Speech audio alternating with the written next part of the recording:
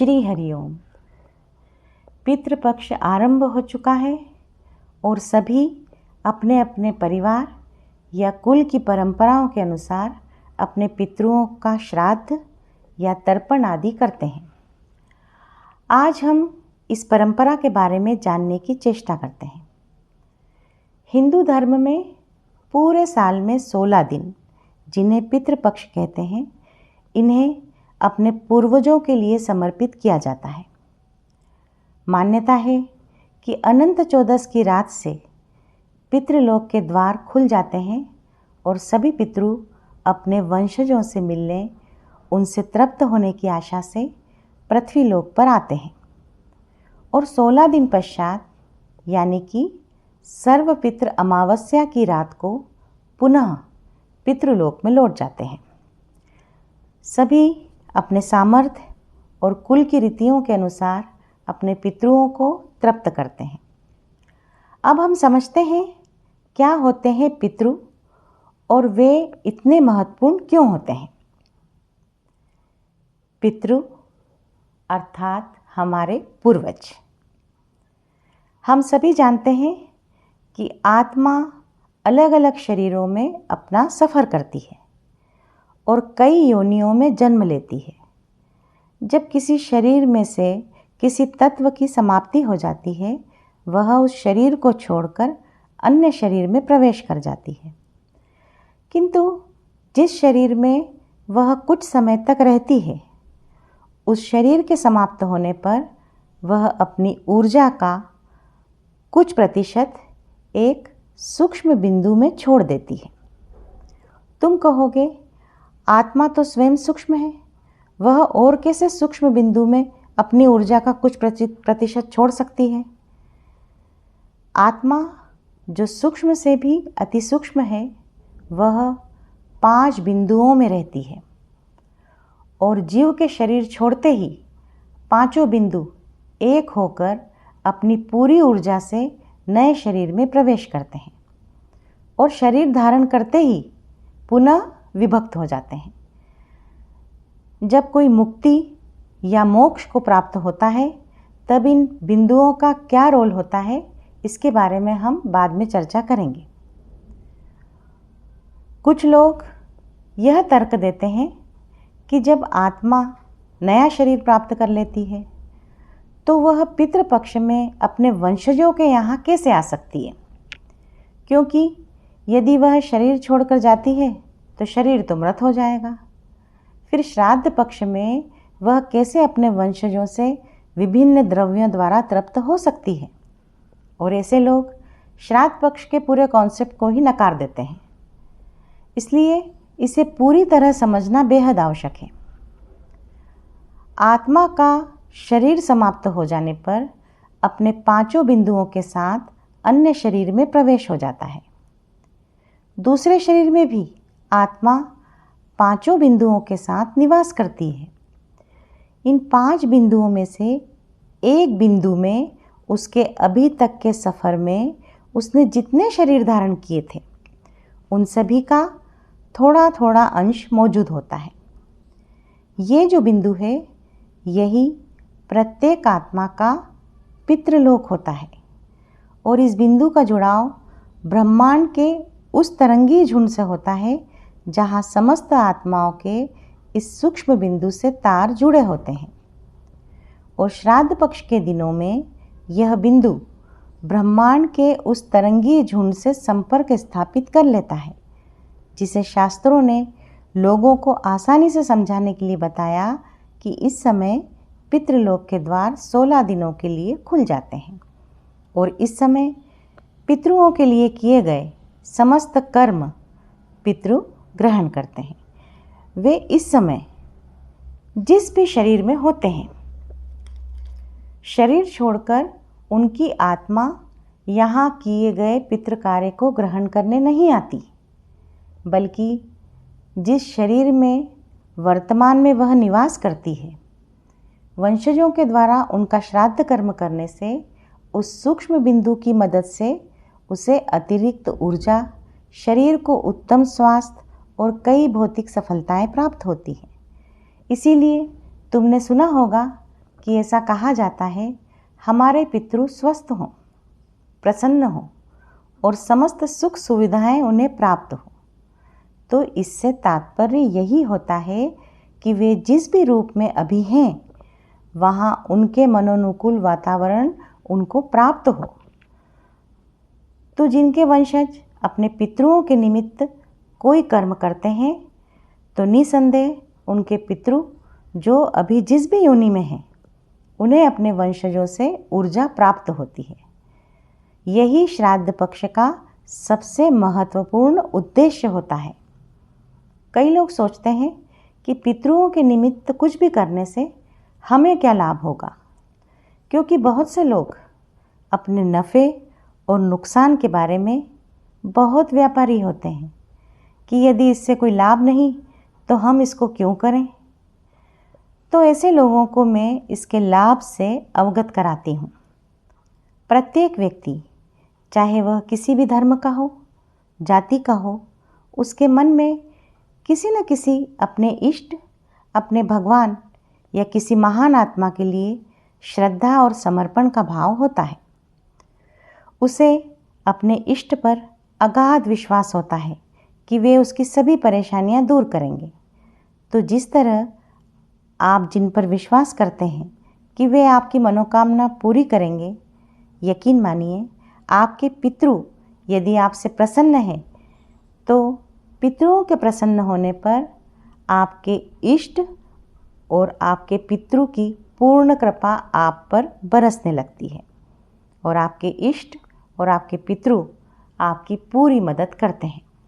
क्योंकि जिन पितरों का श्राद्ध तर्पण आप करते हैं वे अभी जिस भी शरीर में निवास कर रहे हों उनका वह बिंदु पूरी तरह एक्टिव है जो ब्रह्मांड के तरंगीय झुंड से कांटेक्ट कर रहा है। इसलिए आपके द्वारा उन्हें दी गई ऊर्जा ब्रह्मांड की तरंगीय झुंड से रिफ्लेक्ट होकर उन तक और उनसे आप तक पहुंचती है। और इस ऊर्जा में इतनी पावर होती है कि आपके द्वारा जो भी पुण्य कर्म आप करते हैं ये ऊर्जा उन पुण्य कर्मों से भी चौगुना फल आपको प्रदान कर देती है। नतीजतन आपकी उन्नति सुनिश्चित होती है। पितरों के आशीर्वाद से कई ऐसे काम जो असंभव से होते हैं वे भी संभव हो जाते हैं। तुमने सुना होगा संतों महात्माओं से कि पितरों का आशीर्वाद प्राप्त करो, तुम्हारा कल्याण होगा। ये इसीलिए कहा जाता है। जिस घर में पितरों के प्रति सम्मान का भाव होता है वे सदैव तृप्त रहें ऐसी भावना होती है, वहाँ सदैव सुख व शांति निवास करते हैं। जिन घरों में पितृ प्रसन्न होते हैं वहाँ धार्मिक और आध्यात्मिक उन्नति होती है और समस्त देवी देवता की कृपा भी वहाँ बरसती है। अब हम समझते हैं कि पितृ किस तरह हमसे पोषण यानी कि आहार प्राप्त करते हैं। पितृ हवन के या जिसे हम धूप भी कहते हैं उसकी सुगंध से, वंशजों के द्वारा जल अर्पण करने से अपना आहार ग्रहण करते हैं। यही सबसे मुख्य होता है। इसके बाद अतिथि को, कौवे को, गाय को, कुत्ते को कुछ खिलाने की मान्यता शास्त्र सम्मत है। इसके पीछे का उद्देश्य समस्त प्रकृति और ब्रह्मांड के प्रति भी हमारा दायित्व है, यह इसका उद्देश्य होता है। यानी प्रत्येक जीव अन्न से ही पोषित होते हैं, इसीलिए यह कॉन्सेप्ट रखा गया है कि आपके द्वार पर कोई भी यदि अन्न की आशा से आया है, भूखा प्यासा है, तो आप सम्मानपूर्वक उसे तृप्त करें। गाय जो कि अत्यंत पूजनीय है उसे तृप्त करें। कौवे और कुत्ते को भोजन कराना भी इसीलिए आवश्यक बताया गया है कि दोनों को ही इतने सम्मान की दृष्टि से नहीं देखा जाता, किंतु वे भी परमात्मा के ही बनाए हुए हैं और परमात्मा उनमें भी विद्यमान है, इसलिए वे भी आदर के पात्र हैं। अतः उन्हें भी अन्नपान कराए जाने की परंपरा है। पितृपक्ष में अन्नदान की बहुत महत्ता है। किसी भी तरह से किया गया अन्न का दान सर्वश्रेष्ठ होता है, क्योंकि संपूर्ण जगत और समस्त जीव अन्न से ही पोषित होते हैं। अन्नदान करते समय किसी की जाति, धर्म, देश, संप्रदाय नहीं पूछना चाहिए। श्राद्ध पक्ष में किन किन बातों का ध्यान रखना चाहिए, यह भी महत्वपूर्ण होता है। इस समय अपने घर में पवित्रता का वातावरण रखें। घर के सदस्य कलह और क्लेश न होने दें। मांसाहार का सेवन न करें। शराब या अन्य मादक पदार्थों से दूर रहें। किसी के लिए अपशब्द का प्रयोग न करें। पितरों के निमित्त यदि पूरे 16 दिन धूप, हवन आदि कर सकें तो अवश्य करें। ना कर सकें तो प्रतिदिन 1 लोटे में जल भरकर उसमें कुछ बूंदें गंगा जल की मिलाकर मन में अपने समस्त पितरों का स्मरण करते हुए उस जल को या तो किसी जलाशय में, और यदि जलाशय तक भी नहीं जा सकते तो अपने घर के तुलसी के क्यारे में दक्षिण दिशा की ओर मुख करके उस जल को चढ़ा दें। सर्वपितृ अमावस पर अवश्य ही जरूरतमंदों को या मंदिर में अन्न का दान करें। यदि संभव हो तो घर में भी धूप, हवन आदि करें। पितरों के लिए श्रद्धा का भाव रखकर किया गया 1 लोटा जल भी उन्हें तृप्ति प्रदान करता है। हमारे पितृ हमारे पूर्वज होते हैं, उन्हें सदैव आदर की दृष्टि से देखना चाहिए। श्राद्ध अर्थात अपने पितरों के प्रति पूर्ण श्रद्धा। इसे श्राद्ध पक्ष के साथ यदि श्रद्धा पक्ष भी कहा जाए तो भी उचित होगा। मेरे पास एक प्रश्न आया कि हिंदू लोग अपने पितरों का श्राद्ध करते हैं और ये समझा जाता है कि उनकी तृप्ति हो गई है, तो क्या पितृ सिर्फ हिंदू ही होते हैं? तो देखो, सभी धर्मों में अलग समय पर अलग अलग रिवाजों के साथ अपने पूर्वजों के लिए कुछ कर्म अवश्य किए जाते हैं। प्रश्न ये भी था कि यदि किसी पितृ के लिए उनके कोई भी वंशज कुछ ना करें तो क्या उन पितृ को एनर्जी नहीं मिलेगी? तो देखो, पितरों के लिए जो एनर्जी ब्रह्मांड से मिलती है वह तो अवश्य ही मिलेगी, क्योंकि आत्मा का वह बिंदु अपनी एनर्जी को ब्रह्मांड से लेगा, किंतु वह एनर्जी मात्र इतनी होगी कि वह अपने अस्तित्व में ही रह सके। पर यदि उनके वंशज उन्हें तृप्त करते हैं तो वे अधिक स्वस्थ और बलवान होते हैं।